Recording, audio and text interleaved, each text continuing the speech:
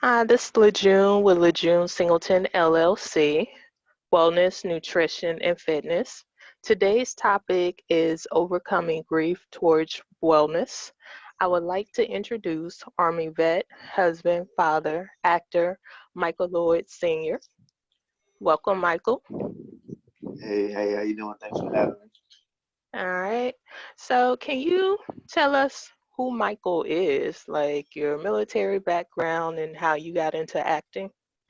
Okay, well, I joined the military about a year after I graduated high school, February 2001.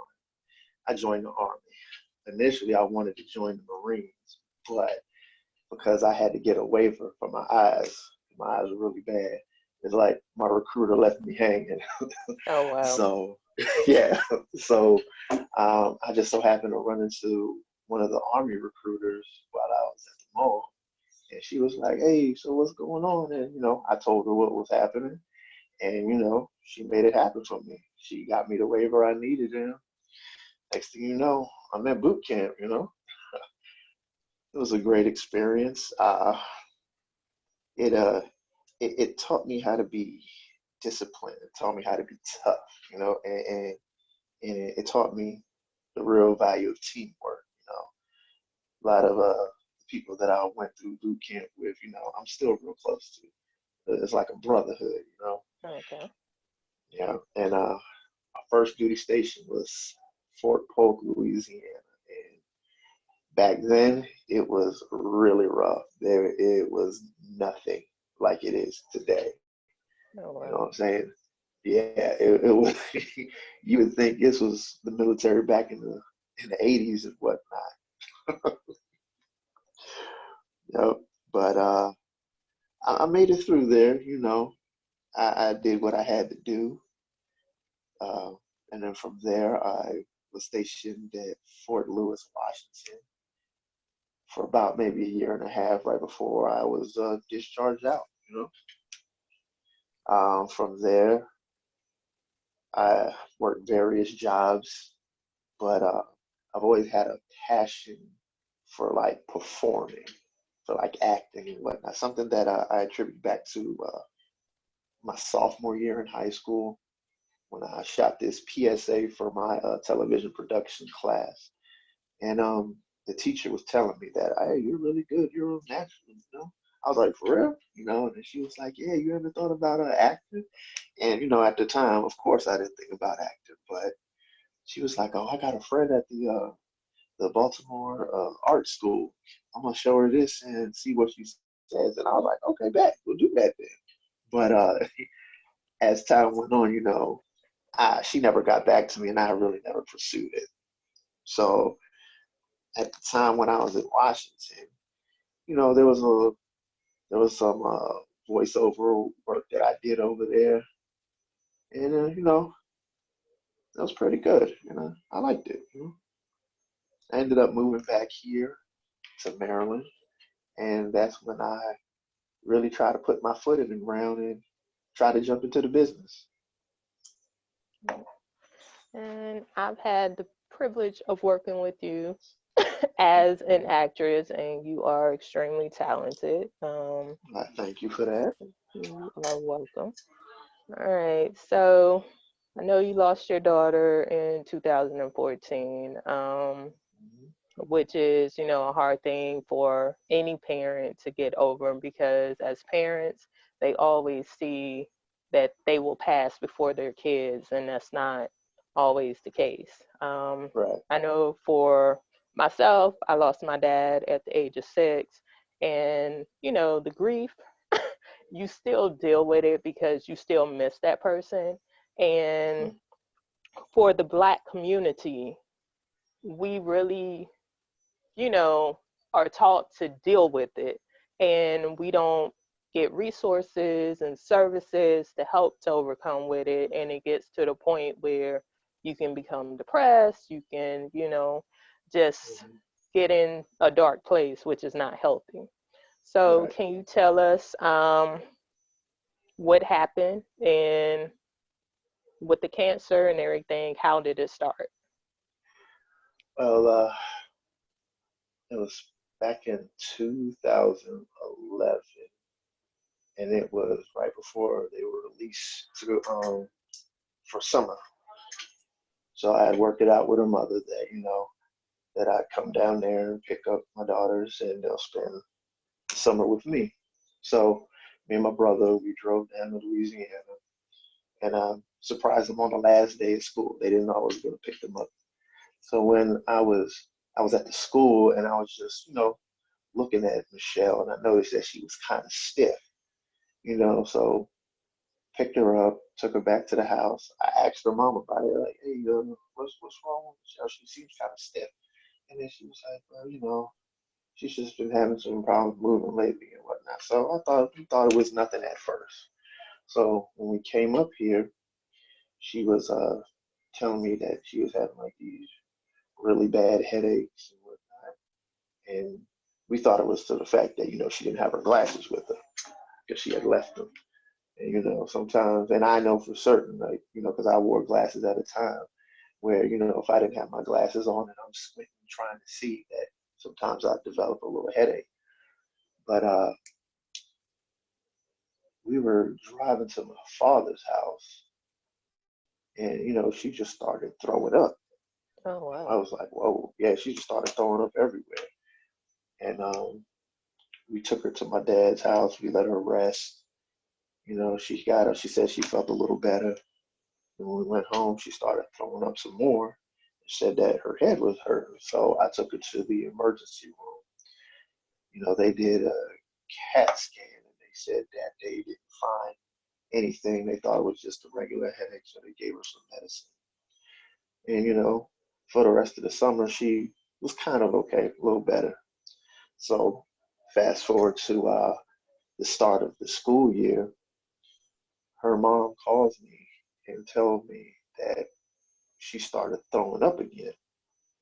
Hmm. And this time it was like really, really bad because she wasn't even eating Oh, anything, wow. but she was just throwing up. So that's when she took her to the hospital and they did an MRI. And that's when they discovered the brain tumor. So, of course, when you hear that, it just like sent a shock wave. All right. And it like, man, not my baby and whatnot. And, so the first thing I did, I called my mother and I told her. So then she flew down with me to Shreveport because she was at the hospital in Shreveport. They were doing more tests. They ended up putting a shunt in her to relieve some of the pressure on her head Hmm. and whatnot. So they kept her there. We flew back home, and as we was getting more information of the tumor, found out that it was real cancerous. That's when one of the nurses there referred Lisa to St. Jude's. And Hmm. so she was able to get accepted for chemo and radiation. So I flew down there with her, and I was there with her through her chemo treatment. I came back home for maybe about a week or so because they did the chemo and radiation separately. They did the chemo first, gave them a little break, and then they started the radiation. So then that's when I went back down when she did the radiation treatment.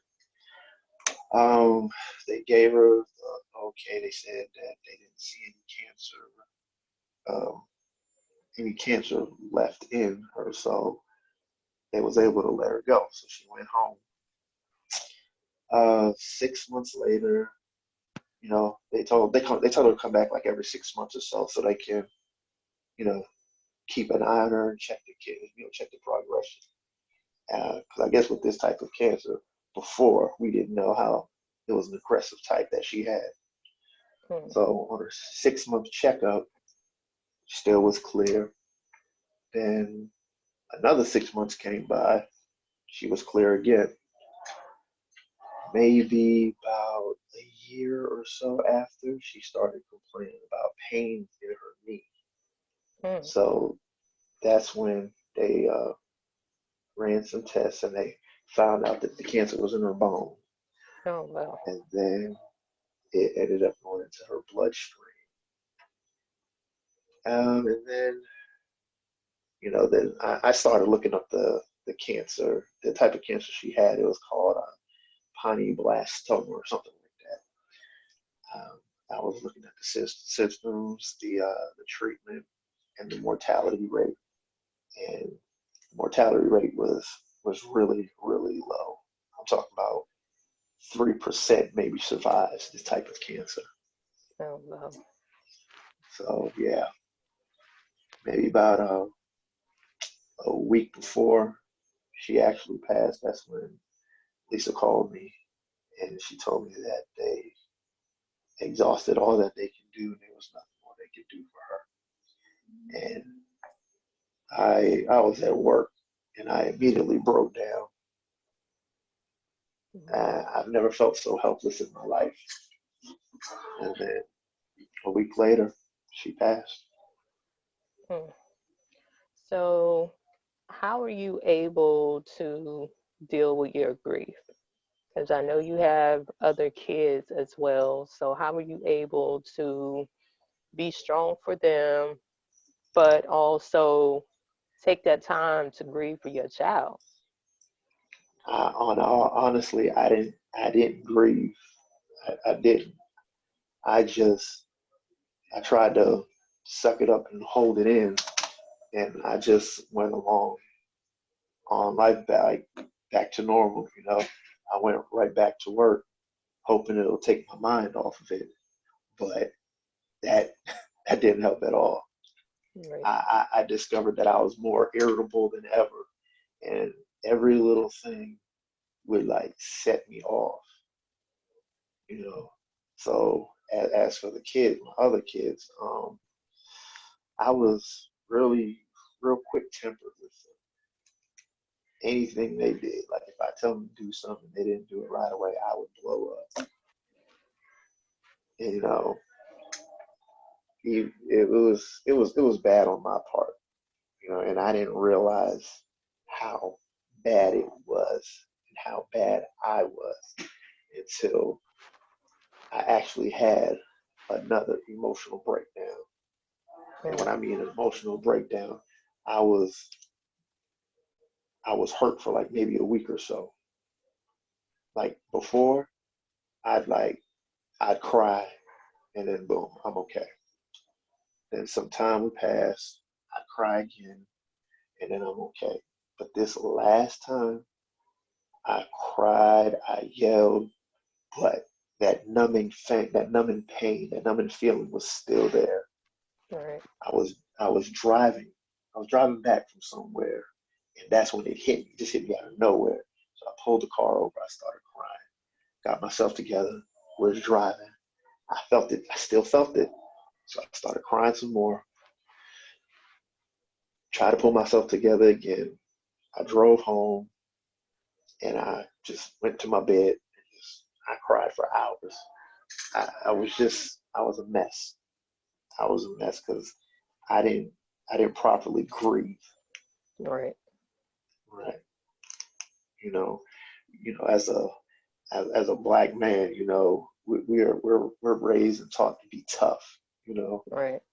we're taught to show no emotion, show no fear.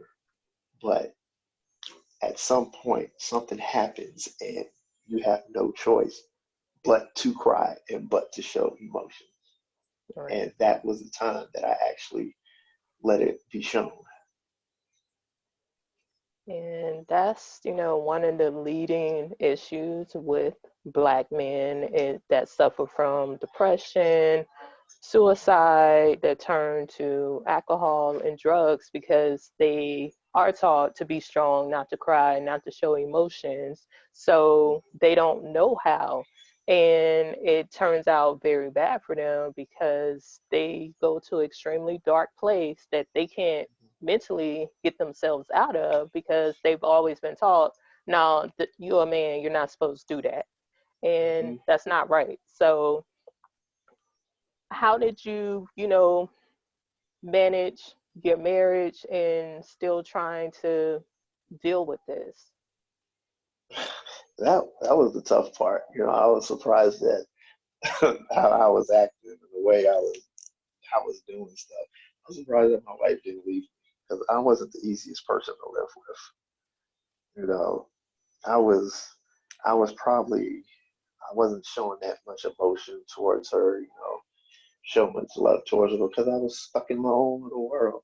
I was in a Right. funk. And the worst part about it is I didn't even realize how bad I was in it. You know, like I said, sometimes she'd say some stuff to me and I'd just blow it off, blow her off too and whatnot. And she would tell me that, it's like you're trying to push me away. But I'm not trying to push you away. And she would ask me what's wrong. I'm like, nothing. You know, I tried to, I held it in so long till it just exploded. I held it in for 5 years. Mm. I held the pain and the grief that I was feeling for 5 years, you know, and then it got to the point where I had to, I needed to do something to help myself because I didn't want to ruin my marriage or my family life, you know, because they are and they were and they still are my support system. And I Right. felt, and it felt like I was kind of pushing them away. I pushed a lot of people away as I was going through this without even knowing that I was pushing away just by some of the dumb stuff that I was doing. And I didn't mean to, I just didn't Right. have an outlet. I didn't know what to do, you know. I didn't know who to talk to or where to go. So, but I'm thankful that she didn't leave me. So, what did you do after the 5 years? Did you get counseling? Did you join a support group? Like, what was the breaking point that you said, I need help? Was that the breaking point was when I had that emotional breakdown and when she came home and she asked me what was wrong and I told her that I need help because I don't know what else to do. So I looked into the VA to see if they had any, and she helped me with this too. But I was looking into the VA to see if they had any counseling or any sessions to deal with what I'm going through. She was also on the internet looking up for stuff too.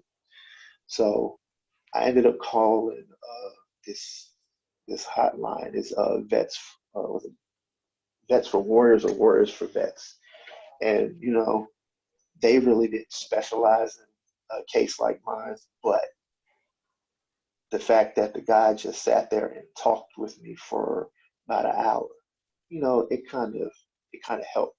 You know, he didn't know what to say, he didn't know what to do, so he just let me ramble on. And sometimes that's all you just need to do is just ramble on. Right. But then she came across this website. It's called Grief Share. So I looked into them, and there is pretty much people who have gone through situations like me, like you've lost a loved one. Some lost their spouse, some lost their child, some lost their parents. So I was in luck. They were just starting a new rotation the following week, so I was able to get in there. And what they did, they they showed like they showed us videos, they talked to us, and they also used the Bible to help you understand the processes of grieving and what you're going through. And that I think that helped more than anything to be sitting in a group of people who have suffered and gone through what you have gone through. That helped that helped me beyond anything that anything that I ever tried or and whatnot. But I am thankful for them because right now, if I didn't end up going to that meeting, I don't know where I would be right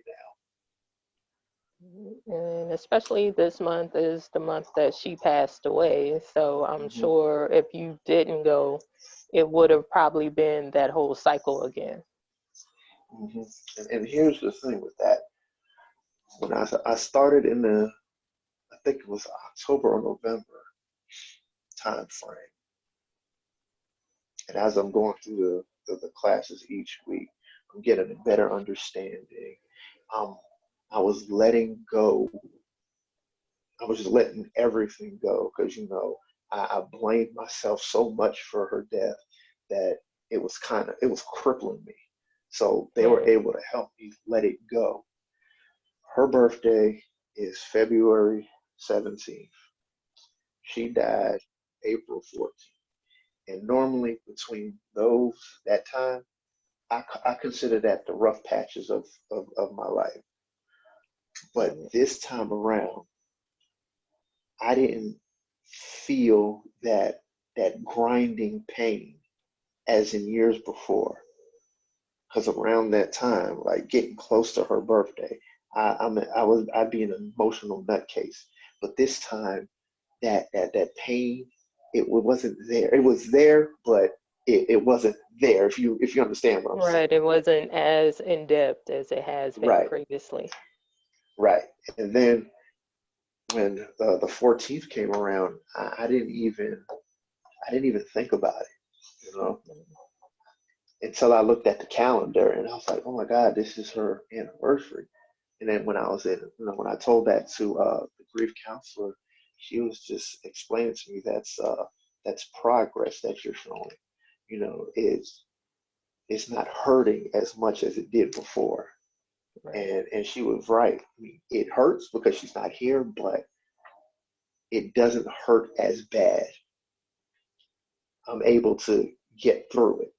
I mean, I'll never get over it. You don't just get Right. over something like this, but you learn to live. You learn to live on. So, what advice would you give other parents that are going through this? As cancer, may have a child battling cancer, or may have lost a child, especially what advice would you give to men? Get help immediately. Grieve. Give yourself time to grieve. It would if I would have done that, I don't know I don't know how I would have been, but I kind of wish that I would have done that before instead of just trying to eat it and go on through life because it is not going to work. It is not going to work. Seek help. Talk to somebody. Open up to somebody. Look at me now. I'm at the point where I can actually talk about this without even breaking down and crying anymore. I can watch a St. Jude's commercial now. Before, like if a St. Jude's commercial would come on, I just turn it off because that emotional rush would just hit me. But now that I've opened up and talked to somebody about this, I'm able to do that. I'm able to sit there and watch and not hurt anymore, wanting to just end up in the mall and cry anymore. I'm Right. able to do that now because I've let it go. I've talked to somebody. Just don't hold it in. It's not good. You're doing yourself more harm than good by holding it in. And this is definitely true. Like I said, it took me years to deal with the grief of losing my dad. Hmm. And I think last year was actually the year that I was able to just release that and be Hmm. okay with it because, like you, his birthday's in February, and it was difficult because I'm like, okay, he's not here. He died in November. He died before Thanksgiving, and I would get emotional around Thanksgiving, Father's Day. That I was emotional wreck because I'm like, okay, my friends still have their dad. I don't have mine. Hmm. So, getting help is definitely important, Very because, important. it can hit you at any moment and you Hmm. just don't realize how powerful the mind is. Right. Um, so, how do you balance, going to another note, how do you balance acting in your family? Oh, that is tough because you wanna. I'm chasing my dream, but at the same time, I have to make time for my family, Right. and it is so difficult what I've learned to do is like, let's say that I hear about a casting call or I have an audition for something, but let's say it's on a Saturday, a prime day where you have to do stuff. You want to do stuff with your family. Right. I would actually take them with me Oh, to wow. where I'm going. Yes, I wouldn't. They won't come inside with me because that's just not Okay. professional at all. Right. They would they would wait in the car for me while I go in there and do my audition. And then no matter how long it don't take, sometimes it don't take that long. Sometimes it does. But when I'm done, then I go back into the car and we'll go do something. They've traveled with me to New York for auditions, to Philly for auditions, to Virginia for auditions. You know, we try to I try to make it work. Right. Okay. And what acting projects do you have coming up? I know everything is at a halt right now due to the whole COVID-19, but what's in the works for you, acting wise? Right now, the only thing I really have going on is a stage play called He Creeps, written by Keith McDaniel. Um, I play the husband, the creeper. His name is Rick, and we was doing rehearsals up until the this whole thing broke down.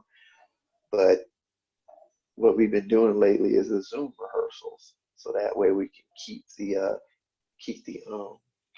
lines fresh, keep the whole camaraderie fresh. Just keep us going until that time when we're able to get back together, get back to rehearsals, and get to work.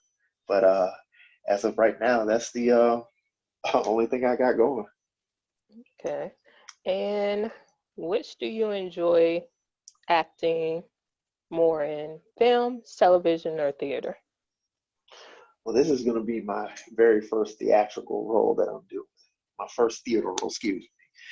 I was cast in other plays before, but for some reason they always seem to break down.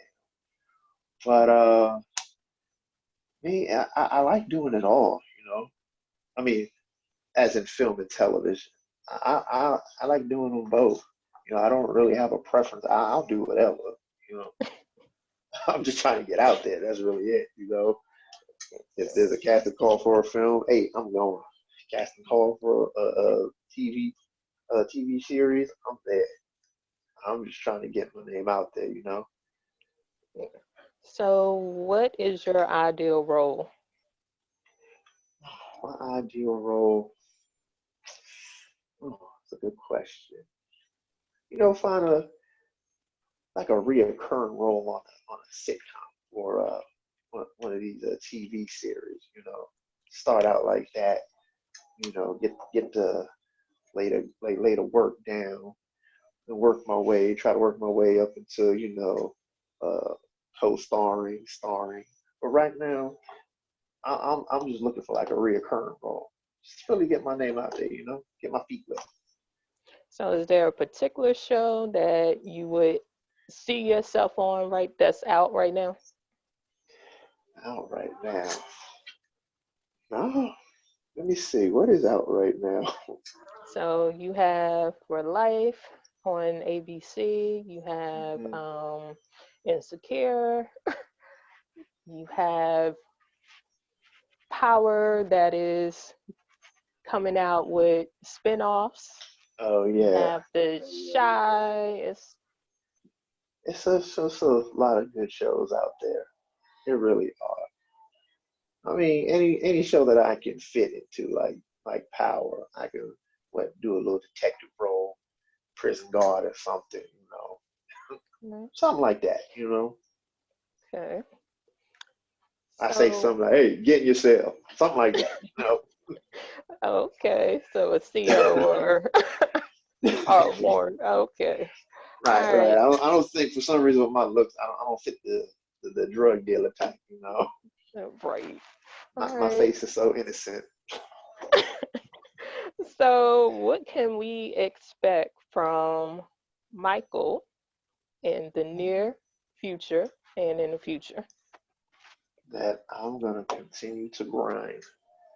I'm a grind until I can't grind You know, when I started out on this acting journey, you know, I, this is something that I really, really want to do. And I'm showing my children, something that I'm showing my children is that if you want something bad enough, you just do it. You don't stop. You don't let anybody hold you down. Don't let nobody, what I'm saying, tell you that you can't do it.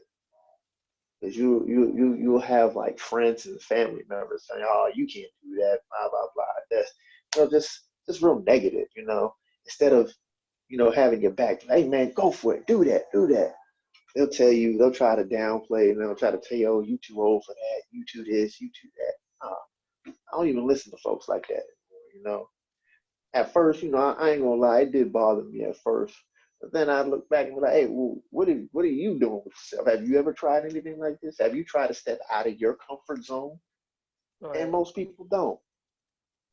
I'm like, how you gonna tell me to stop this, trying to get this when you're just happy doing that? Right. So, like I said, you just want to see me grind. Even if I'm gonna go to, if I find an audition, I'm gonna go. Even if I'm wrong, and I've bombed plenty of auditions, I'm gonna continue going. I'm not gonna let anything get in my way. Because we definitely see, older actors and actresses coming out, Hmm. and they are in major films and Hmm. television shows. So age is not an obstacle or should not be a determinant of you moving in the direction you want to move in. I Right. do have one last question in regards to Michelle. How did your kids handle her death? Well, Monique, Monique, uh, Monique handled it, real bad, of course, because that is her sister. After me and her mother split up, it was just them three. So Monique and Michelle were very, very close. So it hit her harder than it hit anybody, because she lost her confidant, her best friend, her everything. So even from the last time when I picked her up, she was up here for a part of the summer. We were, it was the 4th of July, and we were at one of our family members' house. You know, I can look at her and tell and see that she's thinking about her, and I know it's going to hit her. So I took her outside by the car, and I just let her cry, and I cried with her. I'm Hmm. like, hey, baby, me and you, we are going through the same thing. It hurts, and I know we have each other. We're going to get through this. Robert and Mikey, my other sons, they they took it pretty hard too, because once when they first met each other, they all just clicked, and they just loved each other. They loved Michelle more than anything in this world. So when she passed, they were in the car when I got the call, and they were they were hurt just like I was hurt. But Mikey, he's more the emotional. He's more the emotional one out of the two. So like when her birthday came around this year, he just came. He's like, "Dad, I'm very sad." I knew why. And he told me why, and he just started crying. So I just held him close to me, and the same thing that I do with Monique and Robert. Even Ava. Ava didn't get the chance to meet her, but I guarantee you, if she would have met her, she would have loved her, because that's just Michelle. Her personality, her she was just such a loving child. There was nothing bad about her. She didn't have a mean bone in her body. Hmm. She always looked out for her sisters. She always was looking out for her brothers. They took it hard, but we're we're getting through it. You know? So, do you think at any point you would have them go to grief counseling just to make sure that this is something that doesn't come up later for them? I've thought about that, and the grief counseling they told me about it. They said something about that too. They showed me this book and this video about how to deal with a grieving child. who lost a sibling. But and they know that if they ever needed anything, any counseling or whatnot, they can let me know, and I will get them the help that they need. My oldest daughter, she has counseling sessions that she goes to. And if Mikey and Robert ever come to me and say, "Hey, I'm feeling like this and I really need somebody to talk to," I will get them the help that they need. All right. Well, I thank you for joining me today and sharing your story of your beautiful daughter. Because I know that's not easy for most, especially a Black male opening up and being this vulnerable about losing a child. So I thank you Mm-hmm. for sharing your story with me. No So problem. Thanks for having me. no problem. And I will definitely be looking out for you because, like I said, he is extremely talented. So please, please, please look out for him because he is a force to be reckoned with. He is really good. All right. So I will have you back once you get that major role. All right. Hey, major roles or any role you need me, you call me. I'm there for you. All right. And can you tell us the name of the play once again so people in the DMV area can check out?